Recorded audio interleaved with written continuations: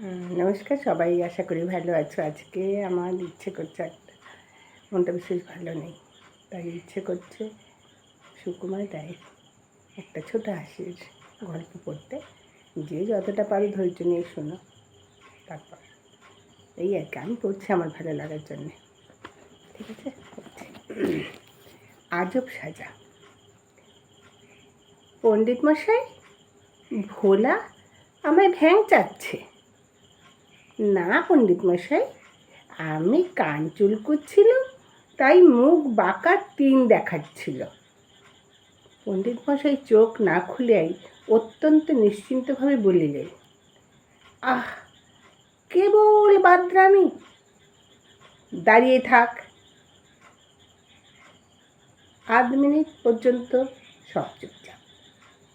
তারপরে আবার শোনা গেল, দাঁড়াচ্ছিস না যে? আমি দাঁড়াবো কেন? তোকেই তো দাঁড়াতে বললো। যা, আমায় বলেছে না আর কিছু? গনসাকে জিজ্ঞাসা কর।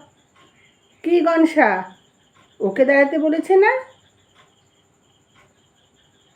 গণেশের বুদ্ধি কিছু মোটা। সে আস্তে আস্তে উঠিয়া গিয়া পণ্ডিত মশাইকে ডাকিতে লাগিল। পণ্ডিত মশাই, ও পণ্ডিত মশাই। পণ্ডিত মশাই বিরক্ত হইয়া বলিলেন, কি বলছিস বল না। গণেশচন্দ্র অত্যন্ত ব্যাকুলভাবে জিজ্ঞাসা করিল, কাকে দাঁড়াতে বলেছেন পণ্ডিত মশাই? পণ্ডিত মশাই এক মুহূর্তে কটমটে চোখের মিলিয়াই সাংঘাতিক ধমক দিয়া বলিলেন, তোকে বলেছি দাঁড়া। বলিয়াই আবার চোখ বুঝলেন। গণেশচন্দ্র দাঁড়িয়া রহিল। আবার মিনিট খানিক সব চুপচাপ। হঠাৎ ভোলা বলিল, ওকে এক পায়ে দাঁড়াতে বলেছিল না ভাই? গণেশ বলিল, কখনো না, খালি দাঁড়া বলেছে। বিশু বলিল, এক আঙুলে দেখিয়েছিল, তার মানেই এক পায়ে দাঁড়া। পণ্ডিত মশাই যে ধমক দেবার সময়ে তর্জনী তুলিয়াছিলেন, এ কথা গণেশ অস্বীকার করিতে পারিল না। বিশু আর ভোলা জেদ করিতে লাগিল, শিগগিরি এক পায়ে দাঁড়া বলছি, তা না হলে এক্ষুনি বলে দিচ্ছি। গণেশ বেচারা ভয়ে ভয়ে তাড়াতাড়ি এক পা তুলিয়া দাঁড়াইয়া রহিল। অমনি ভোলা আর বিশুর মধ্যে তুমুল তর্ক বাঁধিয়া গেল।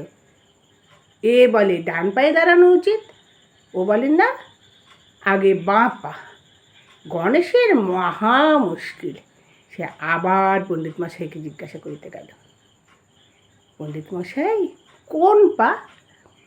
পণ্ডিত মশাই তখন কি যেন একটা স্বপ্ন দেখিয়া অবাক হইয়া নাক ডাকিতেছিলেন। গণেশের ডাকে তন্দা ছুটিয়া যাওয়ায় তিনি সাংঘাতিক রকম বিষম খাইয়া ফেলিলেন। গণেশ বেচারা তাহার প্রশ্নের এরকম জবাব একেবারে কল্পনাই করে নাই। সে অত্যন্ত ভয় পাইয়া বলিল, ওই যা।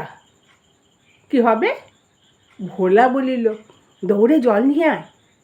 বিশু বলিল, শিগগিরি মাথায় জল দে। গণেশ এক দৌড়ে কোথা হইতে একটা কুজো আনিয়া ঢক ঢক করিয়া পণ্ডিত মশাইয়ের টাকের উপর জল ঢালিতে লাগিল। পণ্ডিত মশাইয়ের বিষম খাওয়া মুখ চটপট থামিয়া গেল, কিন্তু তার মুখ দেখিয়া গণেশের হাতে জলের কুজো ঠক ঠক করিয়া কাঁপিতে লাগিল। ভয়ে সকলেরই মুখ গম্ভীর হয়ে রহিল।